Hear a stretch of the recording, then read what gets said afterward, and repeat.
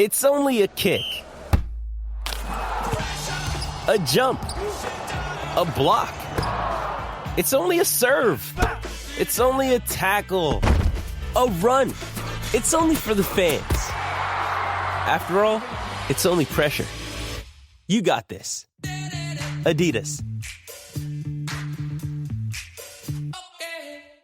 With threats to our nation waiting around every corner, adaptability is more important than ever. When conditions change without notice, quick strategic thinking is crucial. And with obstacles consistently impending, determination is essential in overcoming them. It's this willingness, decisiveness, and resilience that sets Marines apart. With our fighting spirit, we don't just fight battles, we win them. Marines are the constant our nation counts on to fight the unknown. And through adaptable problem solving, we do just that.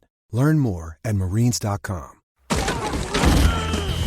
Welcome to the College Football Playoff Show, where college football playoff contenders earn the right to be discussed and where the playoff never ends. Now, here are your hosts, Doug Lesmerises and Shehan Jeyarajah. Thanks to everyone for riding along on this Wednesday pod. We're going to rank teams in the middle. At the end, we're going to boot somebody out. But first, we're going to try to welcome a team, Shehan. We have 11 playoff contenders on our list right now. I will say, Shehan, we are getting to the point here at the midway mark of the season where when we think about playoff contenders, there's two things that I think have to happen. One is I think you have to start acknowledging almost anybody in the Power Five who's undefeated, because it's like, well, I don't know. You haven't lost so far. And let's be honest, if you win all your games and you're a Power Five team, you're going to be in the playoff. So, like, if you're halfway there, no matter how easy your schedule may be, we've got to think about opening our minds to those teams, right? Because this isn't being 3-0. And there's only 13 teams overall in major college football of 130 who are still undefeated. Do you generally subscribe to that theory, or do you still feel like there are teams where you're just going to hold back because it's like, man, they might get to 9-0 and they still wouldn't have beaten anybody of consequence? So, unfortunately, I have to go look at our beloved Wake Forest Demon Deacons. And the thing I think that's going to be difficult for them is that there is not another team in the ACC that's really even decent. I don't even know if there's another team that's like what's going to be their quality win. And I hate saying this because I think that I love Wake Forest. I think that they're a great team. I think that just making a New Year's Six bowl would be just tremendous stuff. But I do think that in this particular year, right, you look the rest of the year, they got Army, Duke, North Carolina. They do play ranked NC State, but then at Clemson, who's not great, at BC. Like, I'm not saying that they'd have zero chance if they won out, but like the reasons that they'd get left out of the playoff have a lot more to do with everything around them than them. So I generally agree that if you're undefeated and go through, then you should, you would likely make the playoff. You probably should make the playoff, in my opinion, which is part of why I think we should expand it. But this year's ACC is like historically bad. It's barely a Power Five conference, right? I mean, the American, like the idea that's like, oh, well, Cincinnati might get in as the champ of the American. Now, a lot of that is based on winning non-conference games, but also like the American might be better than the ACC.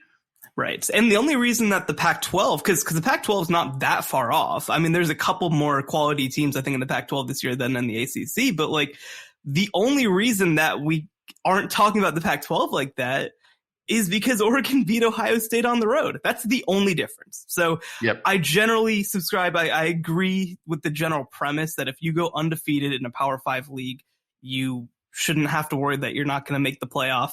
I think that this is a special year. I think that it's a wide open year is also another part of that. But you know, like you mentioned, 13 teams undefeated in all of college football, only 8 of those in the Power 5. So right. You are at least on the precipice of becoming a contender if you go through and if you're 6-0 and undefeated. 5 undefeated teams in our rankings right now: Georgia, Iowa, Cincinnati, Oklahoma, Michigan. We have 4 that we're going to consider letting in right now. We sent it to our tech subscribers. That's Michigan State, Oklahoma State, Kentucky, and Wake Forest. And then we have these teams that we're just not thinking about yet. They're group of 5: Coastal Carolina, SMU, San Diego State, and UTSA. Two of those in your state, Shehan. I will give you 30 seconds to talk about SMU and UTSA, however you want to do it. Well, I got to start with UTSA. Okay, so this is a program that only started playing college football back in 2012, and they basically wanted to try to elevate their entire university right at the same time. So they came in, they really had an idea for it. And the funny thing is, I remember when they hired their coach, Jeff Traylor, I was shocked because he was on that Chad Morris Arkansas staff, and he's a former Texas high school football coach, like a legendary high school football coach. But you were just kind of like, but he's never really been a part of success at the college level before. Like, they talked about loving his personality, and you're like, is that enough? Is that really enough that he's going to like be beloved among high school coaches and going to be able to recruit well? And the thing that I think has become a misnomer is that they're not winning because of his recruiting. They're winning because he's a great on-field coach. He's only in his second year. He put together a great recruiting class, but those guys aren't the kids who are contributing. It's kids who are already there. So I think he's just done a great job of evolving, of using his best players, of finding ways to put guys in successful positions. And they beat Illinois and Memphis earlier in the year, which are two games that a Conference USA team should not win. So, to go undefeated to this point is very impressive. And to touch on SMU, SMU, I had high expectations of them entering the year, but undefeated after 6 weeks. I mean, that's a big deal. They do such a good job of integrating transfers. I think Sonny Dykes has done such a great job over there. They are kind of more of a combination of the way that they recruited, the way that they've added transfers. I think that they're going to play an integral part in Cincinnati's playoff case if it comes to that, because, if they're a top 25 team, which at this moment it looks like they should be. And I think that past those two teams, the American doesn't look awesome. So if SMU can kind of be that second team and be a top 25 team, I think it's a big deal. A lot of Cincinnati's fate is in SMU's hands, both either being a good quality opponent that will remind people how good Cincinnati is when we are several months removed from the Notre Dame and Indiana wins, or by beating Cincinnati and ending this whole thing, right? That's kind of in SMU's hands at this point. And launching themselves into the playoff, obviously. Do you remember before the year, I said, not really, they don't really have a chance here, but do you remember before the year that when we were talking about the 12-team playoff, I said that one of the teams that I'd be excited about in this new sort of playoff structure would be SMU, because I thought that they would be a team that every single year would have a chance to be that sixth conference champion. And even with obviously these three teams going to the Big 12 probably before we had the expansion, I think that might put them in an even more favorable position where they're still going to, I think, recruit at a high level. Hopefully they'll schedule well in the non-conference. Because I do think that they are the type of team. I think they're doing so many things right now. The reason that they're not moving up to the Big 12 is just because they're a smaller private school that doesn't have a huge alumni base, and that's out of their control. But in terms of what they can control, I think that they do such a great job. So that is, nice. We want to give a nice little nod, but again, just being undefeated isn't the only thing. The other thing we want to touch on briefly, which and is maybe more a conversation for down the line. We are at the point where we have to start maybe coming back around on some 2-loss teams, especially in a chaotic world. Because the one thing is, listen, if we're going to have a playoff conversation that is 10, 11, 12 teams deep, we're going to run out of 1-loss and undefeated teams at some point. And so, no, we've never had a 2-loss team in the playoff before, but we've had 2-loss teams on the precipice of the playoff before, and this might be the year. So Texas A&M falls into that. Are they going to work their way back into the conversation at some point? Could Clemson fall into that if they get their stuff together and they don't do this again. Don't do this to me. Do not do this to me. Awesome. So that's the kind of thing that we just have to be aware of, because if we're going to have a conversation that goes beyond 6 teams and we're in November, we can't just be like, well, who's the better undefeated? Who's the better? Because we'll be out of them. All right. So we are going to talk about the teams, some of these undefeated teams that are in the mix to join the discussion this week. Shehan, we always put it out to the tech subscribers. I think it's one of the most fun things the tech subscribers get to do. If you want to be part of that, it's 817-442-6789 to sign up. You get to do these surveys where you get to vote on who gets put in. You get to vote on who gets kicked out. We'll kick somebody out at the end of the show. Right now, we are at 11. And the candidates to join this week, Shehan, I did throw Notre Dame in there. They're 5-1. I don't know. They lost to a team that's like in the top 3. So I threw Notre Dame in there at 5-1. I don't know that anybody's banging on the door for Notre Dame to get in. Maybe they'll figure out their quarterback situation eventually. But the 4 undefeateds that I also gave people, Oklahoma State 5-0, and then Michigan State, Kentucky, and Wake Forest are all 6-0. Shehan, sometimes I give the tech subscribers individually, do you think this team individually should be in? And then we take the team that got at least 50% yes. I was worried nobody would get 50% yes, Shehan. So I said you have to pick one. Do you think it's possible none of these teams would have gotten over the 50% threshold on just yes or no on them? I would have been curious. I think that the 2 teams that would have been closest is I think that Michigan State would have itself a case. Last week we kind of voted Michigan, and I don't think that Michigan State's situation is that dissimilar from Michigan's. For me, I mean, just, if we can go ahead and get into this, I'm hesitant at this point. I want to wait, I think, until that game on October 30th against Michigan. I think that they have an opportunity to play their way in, just because I think that when we're talking about playoff case, right, we're talking about upside. We're talking about being able to compete kind of up at the top. And Michigan State hasn't had to do that to this point, right? They haven't played a team anywhere near that caliber. And the other team that I'd be curious about, maybe it would end up being kind of where we have votes coming in from geographically, I guess you say, is, Kentucky being 6-0 and obviously, looking really good against LSU last week. Now, I've talked before about how I think that LSU is awful, but, I think at the same time, right, like it's kind of UCLA syndrome where they get a little bit of a bump up because they beat a brand, and they've beaten 2 brands back to back, Florida and LSU. Now, same deal. They play Georgia this week. I don't think they have to beat Georgia to really, maybe even enter this discussion. I think that they just have to look like they are a similar caliber team to Georgia. So if they're able to do that, because again, if they go through 11-1, don't make the SEC title game because they only lost to Georgia close, I think that they'd still have a great chance of making it. So with both those teams, I think that they would have a case. I'm just probably willing to wait a week and 2 weeks in order to really evaluate their case. No, I think that's fair. And sometimes, we've tried to at times put teams in sort of a week early so we can talk about them a little bit. And then if they don't deserve to be, go in a week early before their big game, then if they don't deserve to make it, okay, then we can kick them out again. I will say Notre Dame did not get a vote. So nobody wants Notre Dame in here. Wake Forest got 9% of the vote. So Wake Forest definitely the least amount of interest among the undefeated teams we're talking about here. 25% of the vote went to Oklahoma State. 5-0 Oklahoma State. Do we just have to wait on them too? I mean, they play Oklahoma in the finale, right? So we're not going to get that for a while, but have they done anything else? I thought when I watched Tulsa, Oklahoma State getting ready for Ohio State to play Tulsa, I thought that was a bad game both ways. I did not think Oklahoma State was good from that. Oklahoma State has to show much more. Is that right in your mind? Yeah. So, their non-conference slate was awful. They beat Missouri State by 7 points, Tulsa by 5 points, Boise State by 1 point, failed to score a point in the second half of that Boise State game. But they've beaten both of their Big 12 opponents, both of whom were ranked at the time by double digits. I think this upcoming week is an opportunity for them to play themselves in. They play Texas on the road. Then they get Iowa State on the road. And in Iowa State, they're not a ranked team right now, which I think is a little fair, but that's a whole other thing.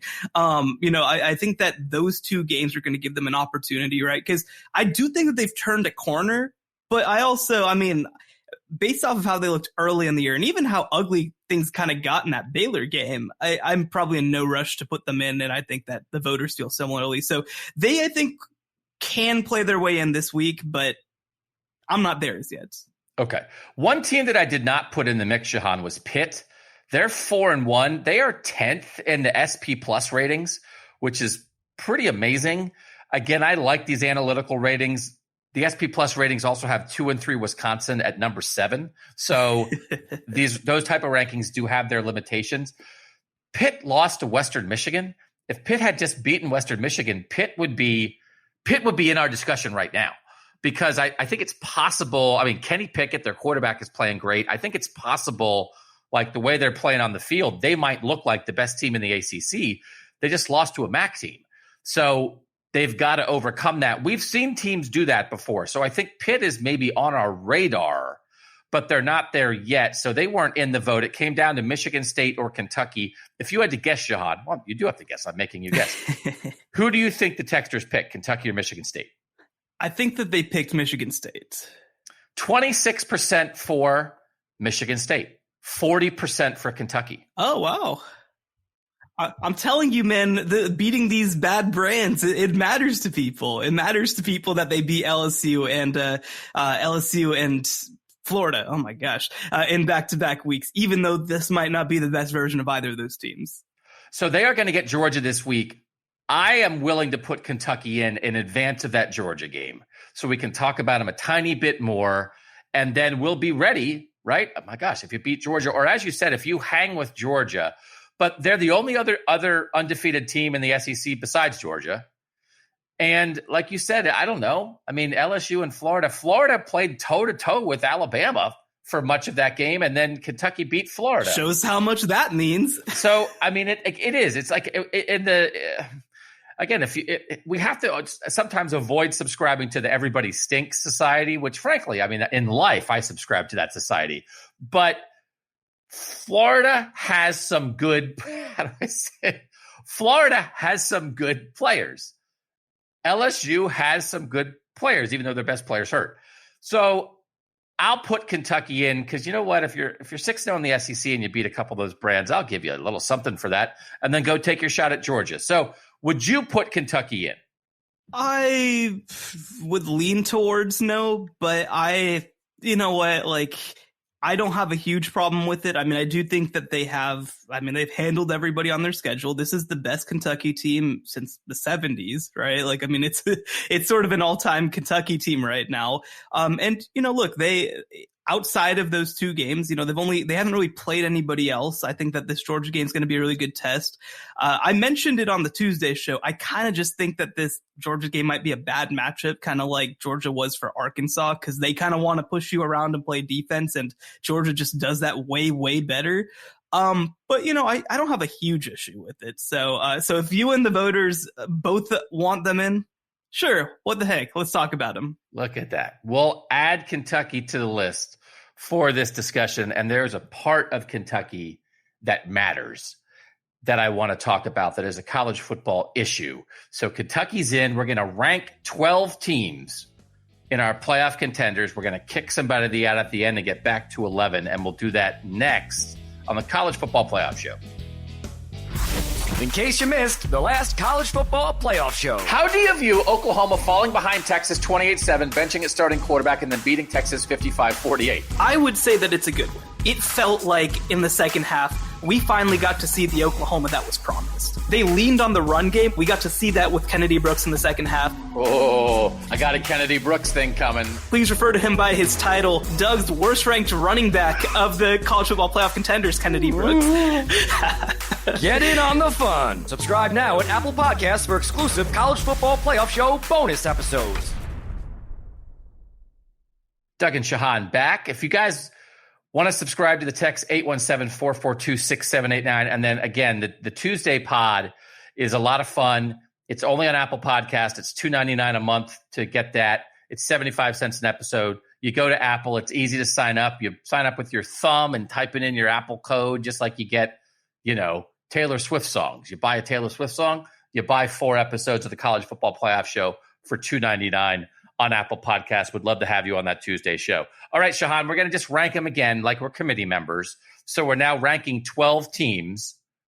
So we just added Kentucky to that mix. Is Kentucky your number 12 or is somebody else your number 12 right now, Shehan? No, right now my number 12 is Arkansas. They're a 2-loss team, and Kentucky, right? Because I don't think that we have to just look at wins and losses, right? But I am kind of approaching this like a committee member. And so if you look at these teams, Arkansas is the only 2-loss team that we have on this list right now. Their 2 losses are fine, but like, you know, they are 2 losses. You know, Kentucky, I think they are my number 11, I will say, because I don't think that their resume is as impressive as the teams that I have ahead of them. But, you know, I think that the shine is coming off of Arkansas a little bit. I think that they'll definitely be in consideration at the end of the show to potentially vote out. And there's nothing wrong with that. There's nothing wrong with Arkansas just being a really, really, really nice story this year. This past weekend, you know, they go and play Ole Miss on the road. They lose 52-51 because because they decided to go for it with 0 seconds left on a 2-point conversion to try to win the game. And that's gutsy, man. I love that. That's what college football is all about. They didn't get it. It was kind of a bad play, but that's neither here nor there. But I just think that with 2 losses, that puts you in a tough position. And it goes from, is this like a national total everything caliber team to maybe like, hey, this is just maybe one of the best teams that Arkansas has had in a while, and that's really cool.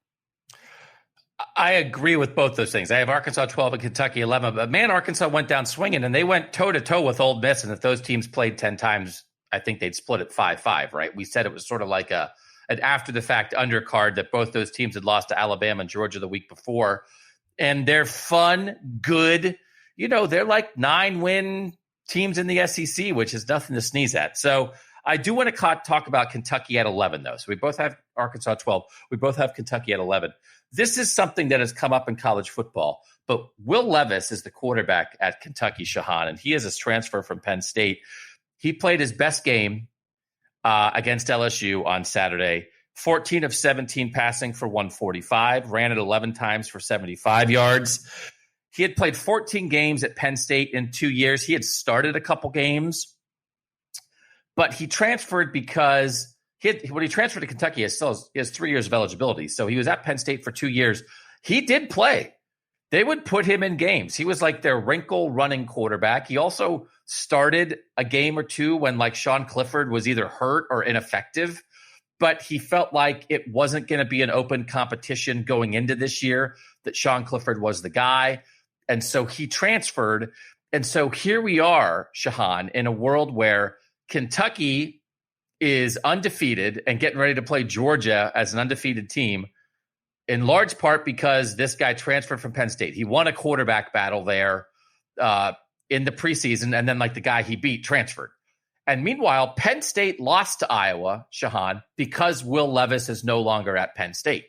I think is 100% true fact that if Will Levis was still at Penn State and Sean Clifford had gotten hurt and Will Levis had come in, that Penn State would have won that game. We can get into it a little bit more with Penn State, but this is the world we're in now, Shehan, where these players have power and they can do what is best for them.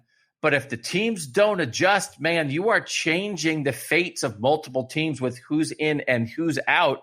And Will Levis is a pivot point of this college football season.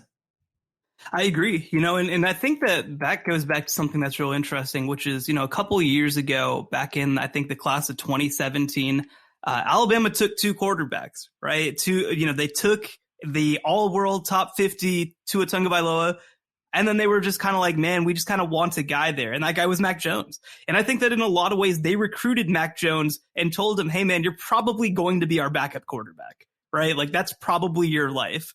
And I think that that's a real credit these days, because I do think, first of all, every team in the country, especially all these top end teams, need to be taking a quarterback every single year. But I think that the other thing is that I think that, and this is something that I think Clemson has done historically pretty well in the past. I think that Clemson is a team that not just at quarterback, but at every position is like, we want to be honest with you that you're going to be a depth piece for us, but we're going to be the best offer you can get. I think that Georgia's actually done a decent job of that too, right? Where they kind of have these guys to fill out that they're high level players, but they're not just kind of chasing blue chips for the sake of doing it, because they know that those guys can have opportunities elsewhere. I do think that there is something to the idea of kind of just having a guy who can develop in your system and be a backup for you. And I think that managing quarterbacks these days is one of the hardest things that you can do. But if you can get a guy like that who's comfortable being a backup, at least for an extended period of time and maybe waiting his turn, I think that you almost have to do that these days. And you mention it. I mean, if Penn State has any other quarterback who can do anything for them, they win that football game against Iowa. But that's kind of just where we're at in college football. So I think you're right. I mean, I understand why Levis decided to transfer, and he has his team in the top 10 right now. You can't complain, But it does make things difficult for your original team.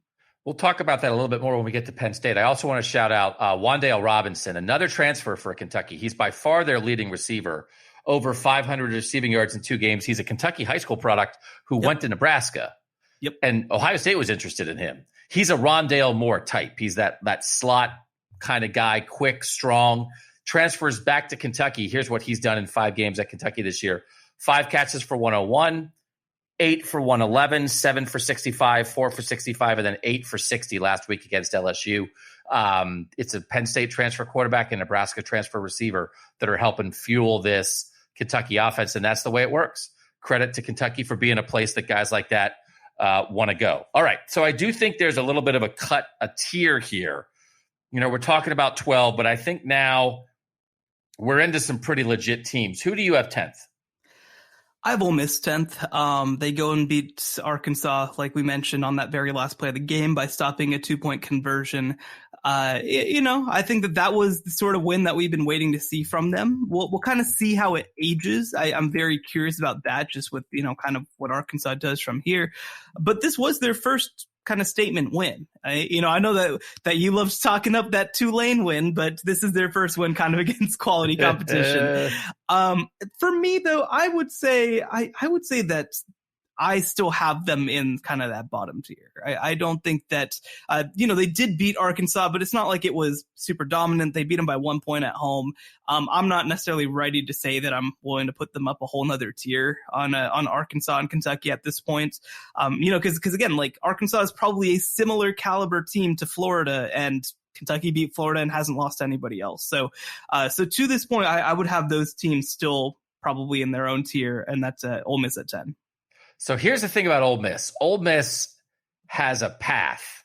Yes. They absolutely have a path because their path is win out. And I mean, like you just said, they kind of just got their first good win. But they're at Tennessee, LSU, at Auburn, Liberty, Texas A&M, Vanderbilt, Mississippi State. So, Texas A&M, that's a legit game. But a lot of this is the other teams are like sort of these brand names that aren't that great right now. If they win out and Alabama loses one more time, Ole Miss is going to the SEC championship game. And then they take a shot. So that is the issue. They're only, it's early in the SEC season. So there's a couple one-loss teams in the West. Alabama, Ole Miss, Auburn, and Mississippi State all have one loss in the West Division of the SEC. But Ole Miss just go beat Auburn, beat Mississippi State, as we said, beat everybody else, and this cross your fingers that Alabama stumbles and it's there, and then all of a sudden you're an 11-1 SEC team in the SEC championship game against Georgia. So that's the thing when we start. This is sort of the other thing I was talking about. It's like the teams. I said 2-loss teams. They're not a 2-loss team, but they almost kind of are because their loss to Bama is almost like a double loss because Bama has lost, but Bama has to lose again. That's the thing, Shehan. Some teams you can see like, man, I don't even know how they get there if they win out. Ole Miss has to win out and have one other thing happen. And I want to have that one other thing happen conversation when we get to Alabama. But is that my Ole Miss goggles on, or is that like legitimate football analysis of like, listen, do your thing. They missed a bunch of fourth downs against Alabama. If they get rolling and make fourth down conversions in a game, I can see how their offense can kind of take over. Or just tell me to go drink a hot toddy? Is that right? A hottie toddy? Toddy. I'm so illiterate about Ole Miss culture. I'm a poser. I'm an Ole Miss poser. I'm not even sure. I think I've been in the state of Mississippi once, and it's like I am. I'm a stand for Ole Miss. But is there any truth to what I said? So here's the thing that I will say, right? You're looking at the schedule as Alabama, and you're like, yeah, well, if Bama loses one along the way, but like, Ole Miss and Bama have very similar, if not almost identical, remaining schedules. Now, Alabama has to play Arkansas, but they get them at home. But that's really the only difference between their two schedules. So you talk about, well, Ole Miss should look in front of it and see, oh, well, here's kind of a bunch of somewhat fraudulent SEC West teams. I mean, that's true of Bama, too. You still have to find that one along the way. So, and if I were to say, hey, Ole Miss, Alabama, you guys have the same path forward, I kind of feel like Alabama's probably got an easier path, right? Because they're a better football team. Because they have better players. They have the best coach of all time. I get it. All right. So I had Ole Miss 9. You have Ole Miss 10. I had Ole Miss 9. That means I had Michigan 10. Yeah. Would you have Michigan 9? Yes. Okay. And they just have to show it still, right? We're just waiting on them. They keep working in J.J. McCarthy, little bits and pieces. It's mostly as a running quarterback. I don't know where they're going with that.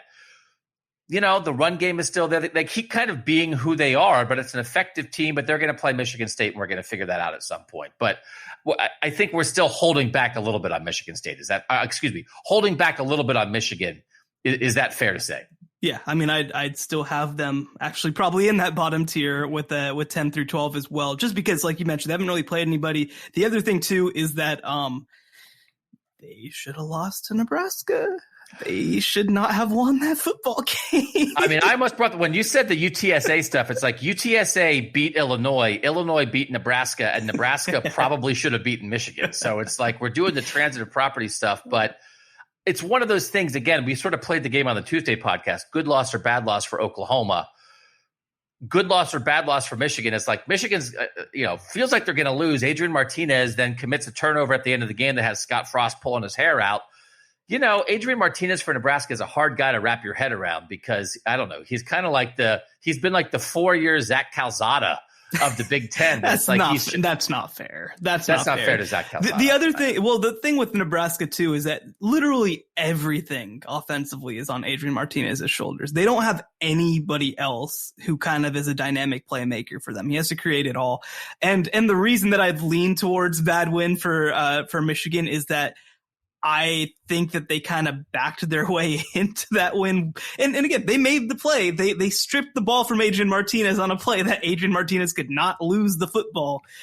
But like it wasn't like, oh my gosh, like Michigan's defense stood up and, their offense did great things. It was like, oh, hey, there's the ball. We got it.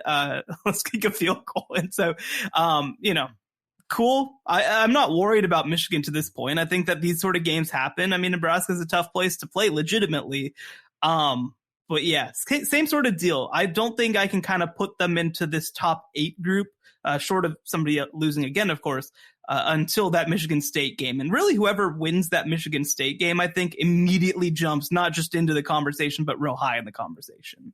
Michigan off this coming week, then Northwestern at home before they go to East Lansing on October 30th. So we're kind of in agreement so far. We just had Michigan and Ole Miss flip-flop. So who do you have 8, Shehan? This is where it gets interesting.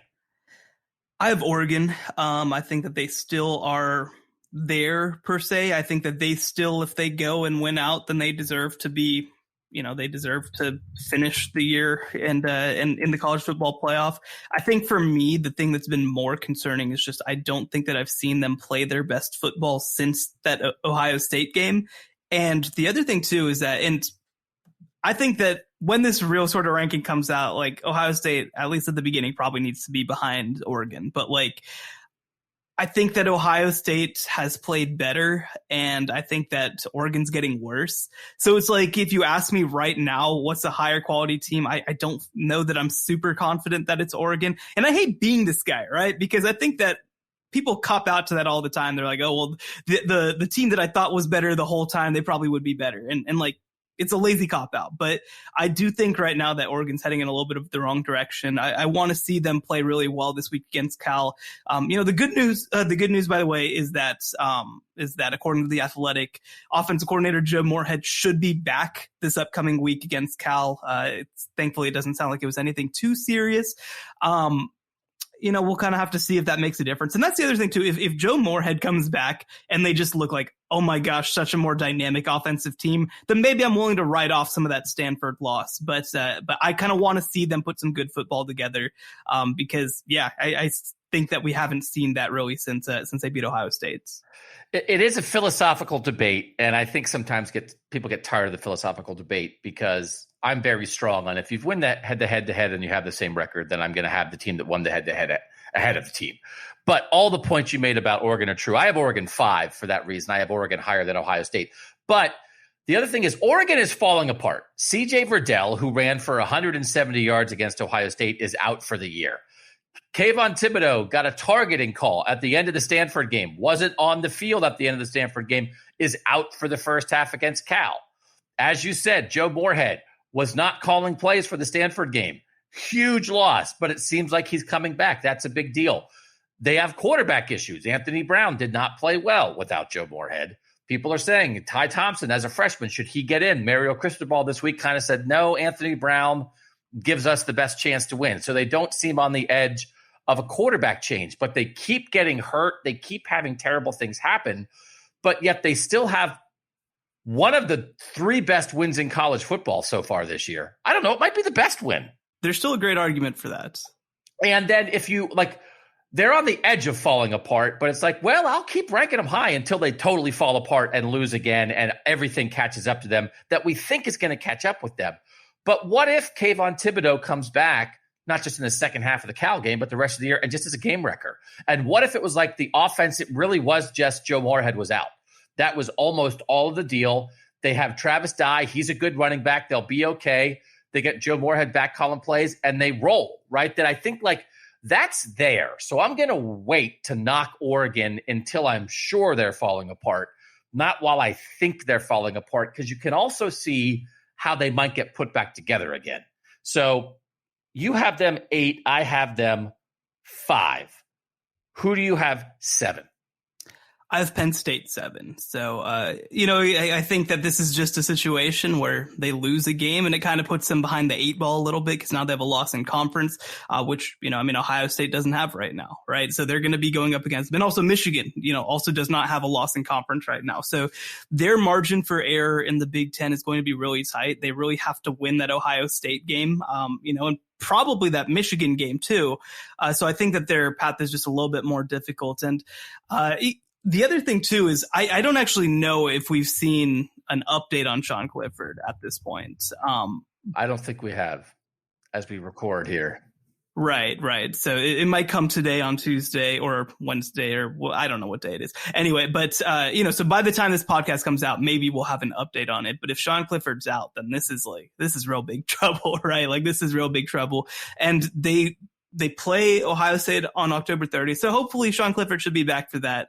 But they get Ohio State, they get at Maryland, who's kind of a tricky team. They get Michigan at home, and then they have to play Michigan State on the road in the final game of the year. So, again, they have to win all of those games. That's really, really difficult. And for what they've shown so far, again, Wisconsin's fallen apart, Auburn's fallen apart, Indiana's fallen apart. I don't know that we know exactly what the upside of this team is right now. So for that reason, I have them number 7.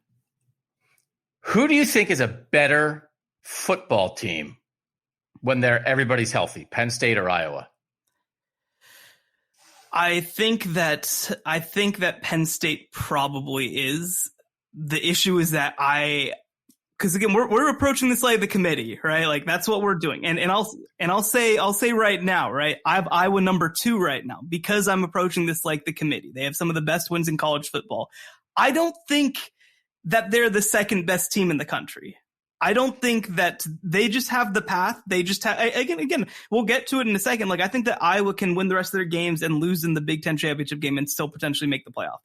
But despite the fact that I was number 2 right now, I don't think that they're the second best team in college football.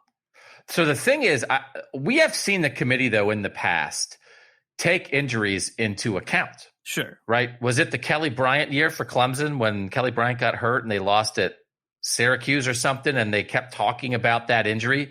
And the idea that we could be talking about the Sean Clifford injury, that Sean Clifford is an All-American. It's well, he's not an All-American, but he was a lot better than the backup.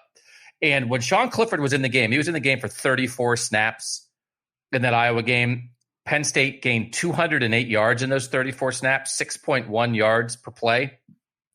The 43 snaps without Sean Clifford, Penn State gained 79 yards, 1.8 yards per play. Yeah. So the drop-off is so substantial. Now, again, Iowa wins the turnover battle like Iowa always does, 4-1. So Iowa did what it does. And it was 17-3 when Clifford went out, but he went out on a 3rd down play, and then Iowa got the ball back and drove for a touchdown. And that had nothing to do with whether Sean Clifford was hurt or not. So it was really 17-10. When Sean Clifford, when they started having to play the backup. So it's only a 1-score game when that happens. And we'll talk a little more about Iowa, but it's very hard. It makes it even more complicated. The committee's going to have some complicated stuff, Shehan, when it gets down to it. But it's going to be even more complicated when you have just a devastating injury like that. And we already talked about the backup quarterback a little bit. Ohio State, the year Justin Fields was their quarterback, the first year in 2019, they did not really have a backup quarterback. They had some guys leave because Justin Fields came, and they were sort of well, guys, and they're in and out. if they had a Justin Fields injury in the middle of a game, it's possible in 2019 when Ohio State had an undefeated regular season and went to the playoff that Ohio State would have lost a game because their backup quarterback didn't look ready, and they were just lucky enough that didn't happen. So I am a little conflicted. Penn State looked in the portal to try to see, once Will Levis left, I think in January, they looked to see if they could get a guy. They said like they kind of couldn't find somebody. There wasn't a fit. And so they're left here. Penn State has a senior in high school right now in the Cleveland area who's throwing for 500 yards a game. His name's Drew Aller. If he keeps his commitment to Penn State, he's committed right now. I assume he will. I think he'll be the starting quarterback there as a true freshman next year. He's unbelievable. I think if they would have had Drew Aller as a high school player in Iowa, if you could have done that, I think they might have won that game. They're kind of caught in between for 1 year. So they blew it by not having a backup quarterback who was ready. They didn't help this player get ready, Taquan Roberson. But I'm conflicted a little bit about how much to hang that on the coaching staff. Is it like, listen, it's the transfer world. You've got it. It's on you. You've got to figure it out. Or it's not that you feel sorry for him, but is it understandable why Penn State got caught in a situation where they just didn't have a second quarterback who was ready to play? I think that the thing that's a little, I don't want to say unacceptable, but the thing that I think makes this tougher is that Sean Clifford is a quarterback who's gotten banged up before, and also is a quarterback who is willing to use his legs and get hit. And so when you know those two things about a quarterback, and I would argue some of those same things about Justin Fields, although Fields is a much more physically gifted player, I feel like that's something you have to take into account, right? Like, I feel like if you're the Penn State staff, you have to know that Sean Clifford's probably going to get hurt at some point this season. So I do think that that's at least a little on him. The other thing is that not only did Will Levis leave, they had another kid, Micah Bowens, I think his name was, who transferred to Oklahoma. So you're talking about two backup quarterbacks leaving over the offseason. And I don't know if Penn State realized that their team could have this special a year. You know, I don't know if Penn State staff realized that they had a potential top 5 case, a potential college football playoff case, that potentially, of course, that Ohio State could lose a game. I don't know if they realized that going into this year. And so I think that it's on them, though, to figure that out. It's on them to manage their quarterbacks. It's on them to find that production. And the thing, too, is that you mentioned, right, like not having a guy hurt. I mean, even last year, I think is a good example. You know, Trevor Lawrence goes out with COVID and they lose to Notre Dame. And I think that's obviously they don't have the opportunity to come back and beat Notre Dame in the ACC title game. But still, I think that they were able to kind of write that off because of that. And the one thing that I will say, though, is I don't know whether they're going to I think that they can take that context into account in a game like Penn State losing to Iowa. But I don't know whether they're going to like knock Iowa for that. You know what I mean? Like, I think that they're going to give Iowa full credit for that win anyways. So I don't know how much that's going to end up mattering. But, you know, I think right now, for me, the reason that I have Penn State number 7 as well is more because of what they have in front of them and what I think that they're not going to be able to do for the rest of the year. Okay. All right. So we have a little conflict here now. You have Oregon 8. I have Oregon 5. You have Penn State 7. I have Penn State 6. That means I have not said my 8 or my 7 yet. Okay. I have Ohio State 8. Okay. But it's possible, this is where it gets complicated. It's possible that is way too low based on how they're playing. Because our guy Sundeep asked on the text subscription, again, 817-442-6789. He asked, is Ohio State the second best team in the country after Georgia? He says, Doug, I want your opinion on it, not what the polls say. It's actually, he goes by Sonny. So Sonny from New Jersey is asking that. I think it's possible. Is it possible, Shehan, that I could have Ohio State 8th in this ranking as I'm thinking like a committee member right now, but also believe that maybe Ohio State is the second best or in the running to be the second, quote, best team in the country? Can those two things both be true? I think that it definitely can be. So Georgia's number 1. Hey, spoiler alert, Georgia's number 1 in my ranking. I think that when you get to that number 2 spot, again, Iowa has earned that number 2 spot at this point.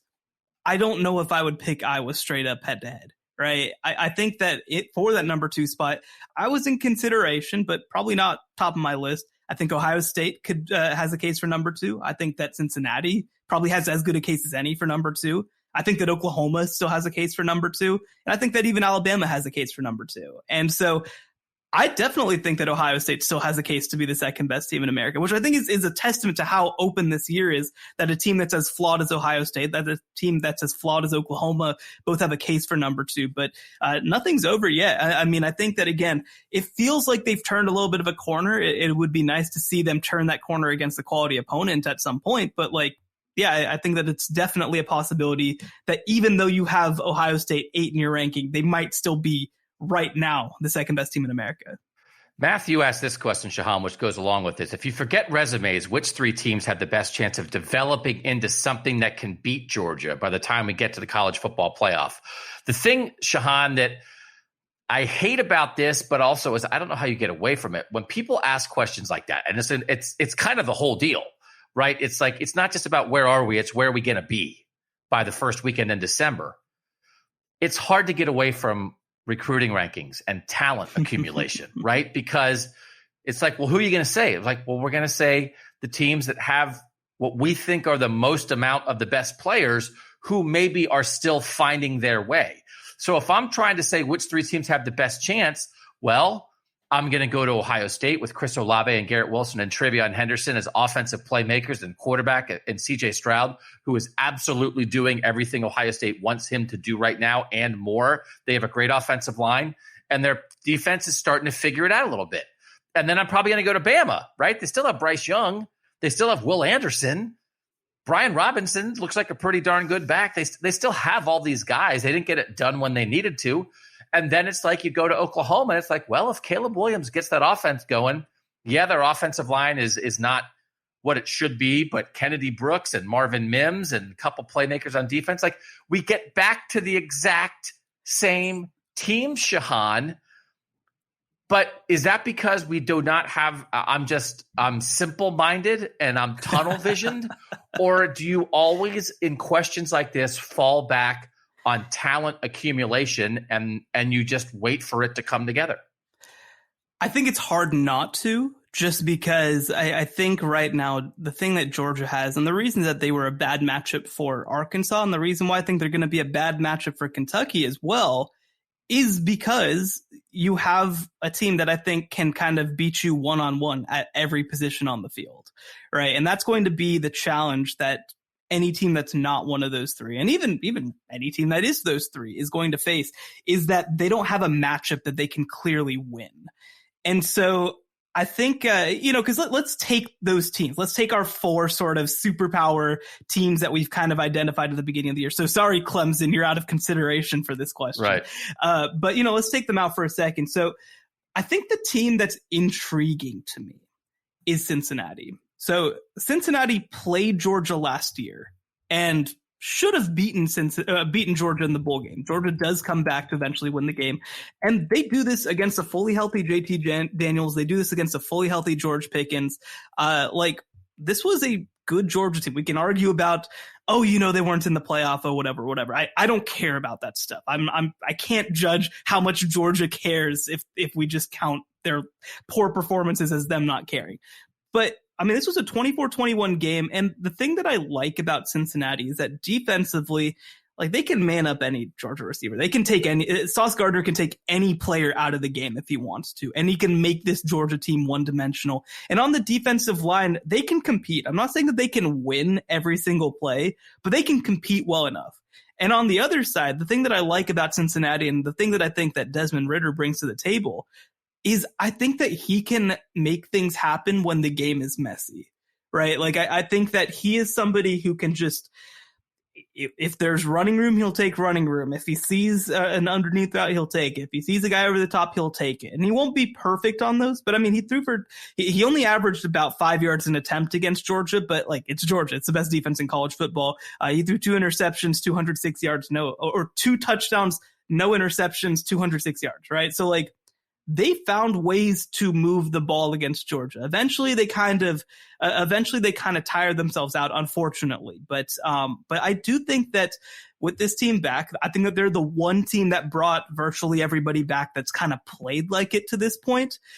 I'm not saying that they could beat Georgia. I'm not saying that I would pick that straight up, but I think that they are an intriguing option with the way that they play football.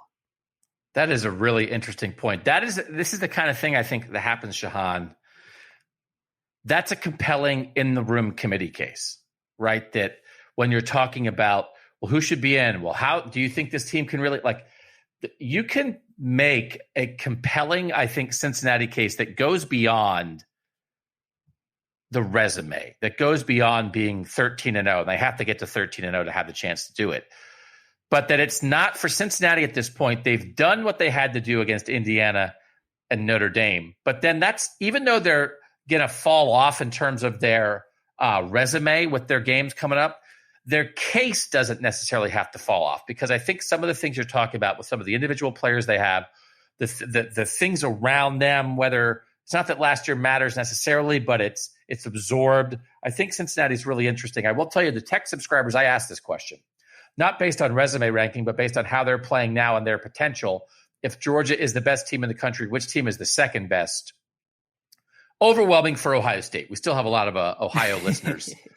Alabama second, and then basically practically nobody else got a vote. Sure. So it was Ohio State 62%, Alabama 31%, Iowa 3%, Cincinnati 2%, and then Oklahoma, Penn State, Michigan, Oregon didn't get a vote. So that's where we are. We're kind of in conflict with who's the best, who's the most deserving right now. That's why, again, these rankings are a little hinky to some degree. So I have Ohio State 8. Where do you have Ohio State, Shehan?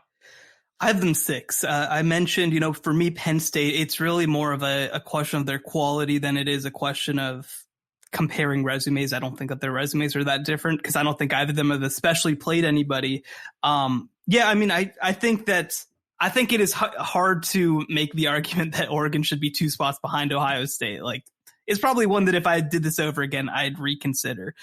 But I do think that just Oregon is playing better right now. I think that Ohio State's playing better. Ohio State, is playing better. Man, it is early in the morning. I'm still trying to figure out what's going on in my head. But Ohio State, I think, is playing better right now.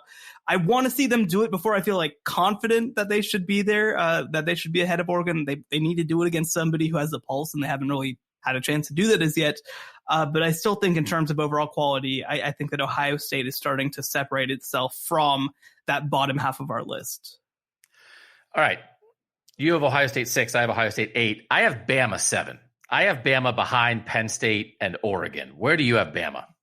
I have Bama 5. And I think that for me, it just comes down to, I still think that they're potentially, better than almost anybody. Now, their loss is the worst on this list, maybe. I think so, right? I'm trying to think if there's another loss that's worse, because like Arkansas has only lost to Ole Miss and Georgia, right? Like, there really isn't. I guess Oregon to Stanford would be the other bad loss on this list, but those are comparable losses at least. And Alabama, admittedly, like you said, does not have the sort of win over Ohio State that Oregon has to kind of make up for it. So I definitely get the argument for having them lower. I think that I'm just in a place, because they did beat Ole Miss. They did beat Ole Miss handily, and then they beat Florida. Wait. You do not get to count an Ole Miss win as a good win now. You hate Ole Miss. Yeah, but it's a top 20 win. I'm just saying that they're not a top 4 team. I am not going to let you come in here with your hottie toddy, and use Ole Miss for your own points, Shehan, when all you do on this podcast is dismiss Ole Miss. And then when it's time to talk about a good Bama win, here we go. It is a top 20 level win, and it was by 3 touchdowns. And by the way, the fact that it was by 3 touchdowns and was never close and was 35-7 at one point is in fact a reason why I don't think that Ole Miss is a real contender. But they do have a win over Ole Miss. They have a win again over a top 25-30 caliber Florida on the road. And so like, they do have wins. And so when I look at the quality of these teams, right, like that, I do think that the resumes are close enough that I feel okay looking at quality at that point, that I feel okay looking at efficiency, that I feel okay looking at the advanced metrics and stuff like that. So I still think that Alabama's a really good team. And the other thing too is that you play that A&M game 10 times. Like, this was just like, this was the Doctor Strange and Avengers being like, there's 1.3 billion outcomes and here's the one that works. Like, that happened, right? Like, that's just a thing that happens. Sometimes that happens against Alabama because everybody wakes up every single day of the year being like, man, I'd love to beat Bama. And sometimes just every little thing works out, and I don't want to overreact. Now, if they go and even play poorly against Mississippi State on the road, if they don't flatten Mississippi State, then I'm going to get worried. But I think that I'm willing at this point to kind of say, oh, wow, that's a thing that happened. What is Doctor Strange? Is he like a podiatrist? Is he a chemist? What's his doctor? Is he just like is he a PhD? Is he a medical doctor? Do you know? I watched the movie and I don't remember that part.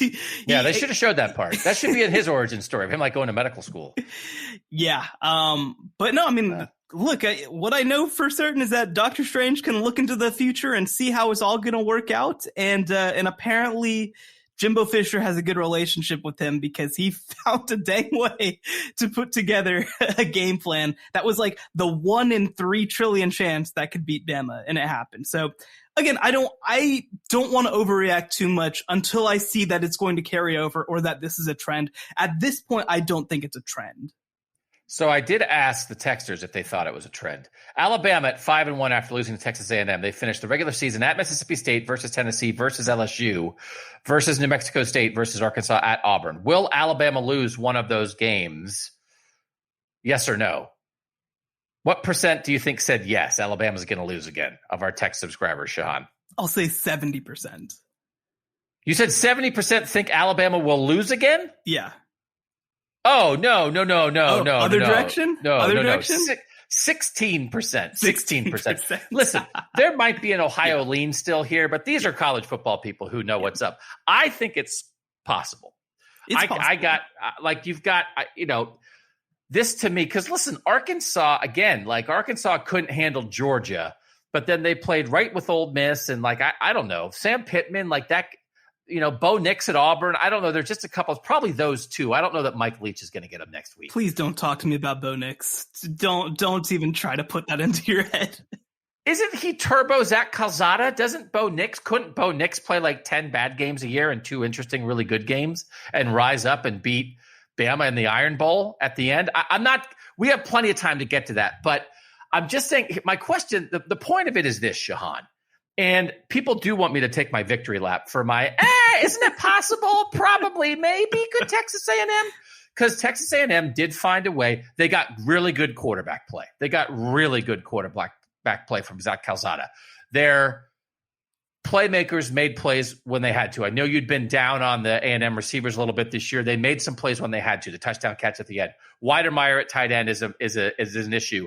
The 2 running backs are awesome. Their offensive line did play better. And then defensively, DeMarvin Leal and a couple guys, like people made plays when they needed to. And then Bama just is not as hyper explosive as a year ago. And Jamison Williams and John Mechie are really good, but like they're not Devontae Smith. They're just not. And Bryce Young is really good, but like in crunch time right now, just because he's young, right? He hasn't been through it. I'm not saying they look vulnerable, but I don't know. And by the way, it's like I also want to give like Texas A&M a little bit of a side swipe, because it's like if Texas A&M had not lost to Mississippi State, Texas A&M would be right there right now, Shehan. They would be practically in the driver's seat for a playoff spot if they had managed to beat Mississippi State. So it's like I'm sure there are Texas A&M fans banging their head against the wall this week of like, what a great Bama win, but did we already ruin it by not just losing to Arkansas, but following that up with like an inexcusable Mississippi State loss? So I do think Texas A&M, if you went by, let's go to a neutral field with your talent and play a game, I think Texas A&M might be a top 10 team. Is that fair? When Zach Calzada, when they get good quarterback play, do you think they might be a top 10 team with some of the elite talent they have, or is that going too far? I think it's the same deal where I want to see like them do it twice, because like this is not what this offensive line looks like a week ago. This is not what Zach Calzada looked like a week ago. Like he completed 12 of his first 13 passes, right? Like this was an out of body experience for Zach Calzada. Now, I do think one thing legitimately is that he had been playing so scared all year, right? Like you could see it in his eyes when he walked off the field. Like he looked scared. And I think that after this kind of game, sometimes that can just give a kid confidence, right? Like we talk, not to get into Bo Nix, right? But like Bo Nix's first game was beating Justin Herbert straight up. And I think that that's colored the rest of his career where he thinks he can do anything. And that gets him into trouble a lot. But it also, I think, has allowed him to play confident. So that's something where maybe that's a trend, right? I will mention, though, I did go back and listen to the end of last week's episode just to remember exactly what you said, right? Because I was like, what I said, I was very clear. I was like, basically the Doctor Strange thing, I don't see the one scenario where this works out. I don't even know what that looks like. It turns out that what you said was basically true. So to mention, right? So you said you wanted to give the ball to the running backs basically 60 times, right? Out of their 48 plays that were either a carry or a catch, I'm not counting incompletions, whatever. 41 of them went to either Isaiah Spiller, Devon Chen, Anaya Smith, who played running back last year for them and is more of kind of a flex piece for them, or Jalen Weidermeyer, the tight end. So they ran the all good players play and it worked out pretty well. And the thing too, right? And this is even the thing that I think that Texas A&M has that other teams can't keep up with is like their defensive line stepped up and played a great game. They really gave that right tackle hell for Alabama. And so this is obviously in so many ways the team that we hope to see at some point this season. I want to see them carry it forward. I want to see Jimbo Fisher keep calling games that are conducive to Zach Calzada, because that's really been the issue all year. He's been calling games for Kellen Mond, through the first couple of games, even though Zach Calzada's under center. I think in this game he adjusted really well. He really leaned on that running game, and I think it paid off in a big way. So, hey, you know what? I think that it's I don't know, pick your favorite expression for the unlikely way that Doug picked this, but needle in a haystack, clock being wrong, right twice a day, whatever you want to pick. Congratulations, it happened. I backed into it. Dumb guy backs into it. But but the idea of Bama vulnerability, yes, it's one of those things. It's by the Bama standard, right? Yes, and I think it's either by the Bama standard of, because I think people thought their defense was pretty darn good, and then they didn't really get the stops they needed to at any point in that game. They're young in the secondary. I think that's something that's important to mention. And then offensively, they're good. They're not as good as last year, and their quarterback is young. So it takes the right combination of things, but certainly there are times, and it's a little bit like Oregon, Ohio State, right? But you have to have enough pieces. So Texas A&M had enough pieces and used them correctly. Oregon against Ohio State, they were missing Kayvon Thibodeau, but Noah Sewell, a 5-star linebacker, played a great game. CJ Verdell at running back had an awesome game, and they got him the ball and let him get to work. And then they had a play caller who called a great game. Like, you have to have enough talent to give yourself a shot. Then you have to use that talent the exact right way. But both Ohio State and Alabama, I think their losses are similar in that it's not that they were like set up for a loss, but they had a couple more vulnerabilities, most of it based on inexperience, than they do in other years. And if you have enough elite talent at a couple spots, you have a chance to take advantage of it. And that's what happened in these two games. So I think, again, are Oregon and Texas A&M across the board as complete as Ohio State and Alabama? No. But if Ohio State and Alabama give you an opening, teams like Texas A&M and Oregon have enough dudes here and there to take advantage of it. So I don't want to say that Bama's vulnerable, but I think there are openings at certain times, and then it's just a matter of, is anybody in the second half of their schedule able to take advantage of it again the way Texas A&M took advantage of it? And I think you would look and say, probably not. And I think that's probably reasonable, but I think it's worth being a little on alert for. So I did want to make sure we worked in the fact that, 16% of the people thought Alabama might be looking at a loss, but when you go through it, it's kind of hard to find it. So You have Bama 5, I have Bama 7. I assume we're zeroing in on a very similar top 4 here. Yes. Who is your 4? My 4 is Oklahoma. All right, I'm going to stop you there. Listen to the Tuesday pod, everybody. We've got Oklahoma figured out. So that's the deal with Oklahoma. If you want an in-depth Oklahoma conversation, we already had it. Is Cincinnati your 3? It is. And again, this is very much a, hey, Iowa has the wins. They have the playoff case. They've played at a high level. We can have the conversation about who's number 2 in the country right now. We can have the conversation about who's built to beat Georgia. I don't think that Iowa in any way is built to beat Georgia, but I don't think that there's a way to have this right now that's not Georgia 1, Iowa 2, Cincinnati 3, and really Oklahoma 4. So you've made some really good points on Cincinnati. I want to get a couple text or questions in here. From Doug, is Cincinnati a genuinely viable playoff team? Their schedule from here on in is terrible, and the Indiana and Notre Dame big wins are getting worse by the week. I just don't see it. And then we had a question from Greg. How real should we think about Cincinnati? If Michigan State played in the American and beat a mediocre Indiana and Notre Dame, would they get the same attention? I like everything Cincinnati is doing, but I think they'd get smoked in the playoffs, and they won't bring the ratings that ESPN needs in the playoffs either. So I get where people are from that standpoint. I do get that. But you already made the case here, Shehan. I think there is like an exact opposite case for that. That, listen, they have some elite players on defense. They have a quarterback who is one of the best, most reliable, experienced, smartest, dynamic, playmaking, run threat, pass threat quarterbacks in the country. They have a legit running back. They have a couple guys you can throw it to. And that in a year when there's not a super team, I would be careful of underestimating Cincinnati's talent base. I really think that I want to just dig in on more and more on Cincinnati while they're playing some of these lesser teams in the next month and a half. But I think, Shehan, I think people might not realize how talented Cincinnati actually is. Yeah, I mean, look, are they as talented as Georgia? No, they're not. But I think a lot of this with Cincinnati, because we mentioned SMU, of course, and like the thing that Cincinnati has that no other Group of 5 team in America has, and really almost no other team in America has, is I do think that what they did last year and the quality with which they played last year does factor into this, right? I mean, this is a team that did go toe-to-toe with Georgia down the stretch. This is a team that did beat multiple top 25 teams last season to finish undefeated. And now this year you play against an Indiana team that, does not look very good right now, but has Big Ten quality talent. And then you play a team in Notre Dame, that same sort of deal. They're very, very talented, and they've really held them underwater, right? And so I think that I'm in a position right now, like we talked about it a little bit. I mean, the ACC this year and the Pac-12 this year are not good, right? They're not good. I think that they are not dissimilar in quality to the AAC. And I don't think that this is a great year for the AAC, but like, I just think that that's where we're at right now, right? Like, I think that we're in a position right now where the Big Ten and SEC might just have a lot of the best teams. And so, yes, those teams will have to be more battle tested.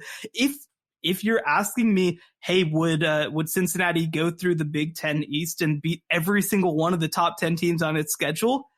I don't know whether any of the teams in the Big Ten East are going to do that, right? Like, that's a really hard path for any team. That's a hard path for Alabama. That's a hard path for Ohio State. I don't think that I think that sometimes we get so caught up in like, oh, well, would they beat Alabama and Georgia in the same year? And it's like, that's not a knock to me. Right. Like, right. I just don't think that most teams, right. I mean, could you do the thing that's impossible for any team in college football? No, I don't think they could. But I think that they've done enough to this point. I think that they've been impressive enough to this point.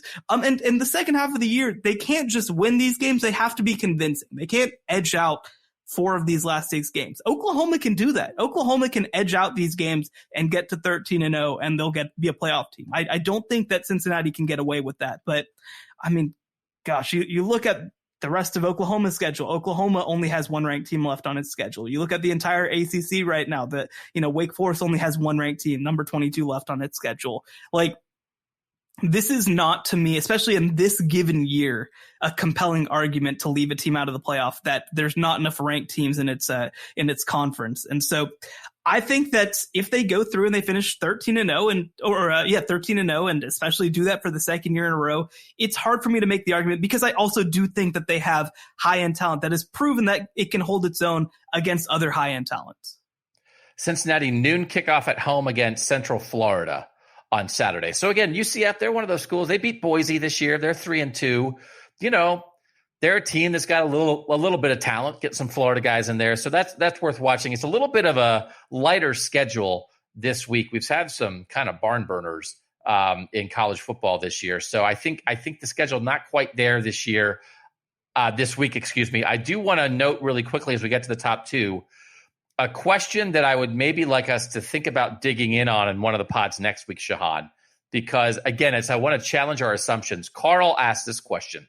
It feels as if Georgia is just being crowned the greatest in college football so far. Please do a thorough comparison between them and Iowa to either concur or to not concur with that premise.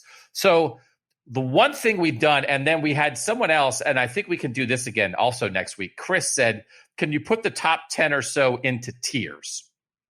I find tiers more helpful than a firm ranking at this point.